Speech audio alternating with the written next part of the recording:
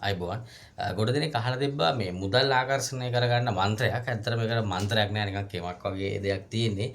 මම තුන් විදියක් මං අද දෙන්නම්. ඒක ඔයගොල්ලෝ ප්‍රැක්ටිස් කරන්න. සරල දේවල්. ඔයාලට කිසිම වියදමක් යන්නේ නෑ මේකට. මේකට ඇත්තටම පළවෙනි එක මේ රතු පාට රෙදි කෑල්ලක් ගන්න ඔයාගේ පර්ස් එකේ හරි වොලට් එකේ හරි දාන්න පුළුවන් තරමට මේක මේ වගේ කියලා මේක අරගන්න. මේක අරගෙන මේ විදිහට නවලා මේක මෙච්චර ලොකු වෙන්න අවශ්‍ය නැහැ. එහෙම නවලා මේ විදිහට කරලා අරගෙන මම දැන් ක්ලිප් එක දානවා මේ විදිහට කරන්න.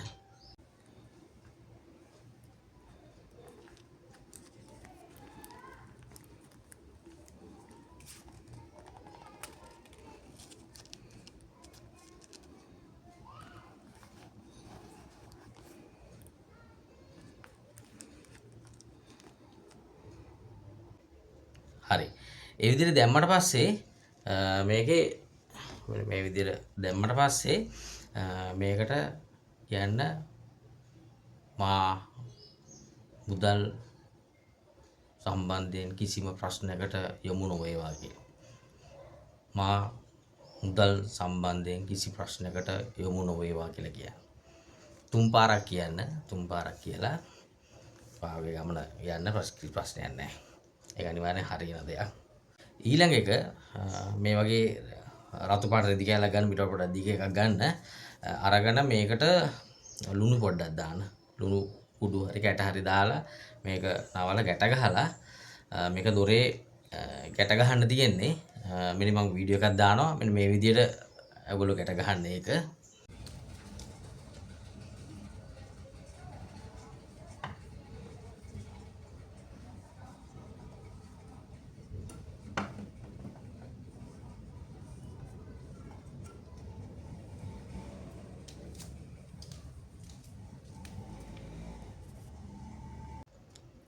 හරි ඊට පස්සේ ගැට ගහලා මෙම නිවසට ධනලාභ ලැබේවා කියනවා.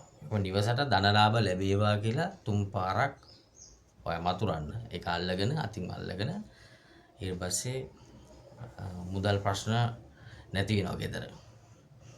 ඊට පස්සේ තුන්වෙනි එක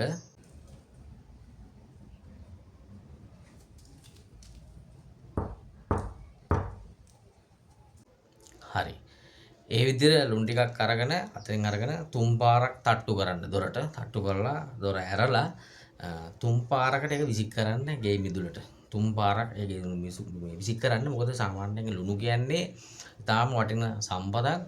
ගෙදර ලුණු නැති කරගන්න එපා කවදාකවත්. වැඩිපුර ලුණු තියාගන්න. අනික ලුණු වලින් ගොඩක් දේවල් ගොඩක් ආරක්ෂාවක් සහ විස බීජනාශකයක් ඒ විදිහට එනවා. මොකද ඔයගොල්ලන්ට මොන හරි අපල දිනනවා නම් ඒකෙන් මැකෙනවා ඇත්තටම. මම තවත් ලුණු සම්බන්ධ දේවල් මම වෙනම ගෙනල්ලා දෙන්නම්. මොකද ලුණු වලින් අපිට හීලින් ෆැක්ටර් එකක් උත් ගන්න පුළුවන්. මම ඒක ඊළඟ වීඩියෝ එකෙන් දෙන්නම්. මම වීඩියෝස් ගොඩක් දික් කරන්න කැමති නැහැ. ඒක නිසා මම ලුණු සම්බන්ධ කෙම් කිහිපයක් මම ඊළඟට දෙන්නම්. ඔයගොල්ලෝ මේ ටික ප්‍රැක්ටිස් කරන්න. මේ ටික හරියටම හරියනවා. හැමෝටම ජය වේවා.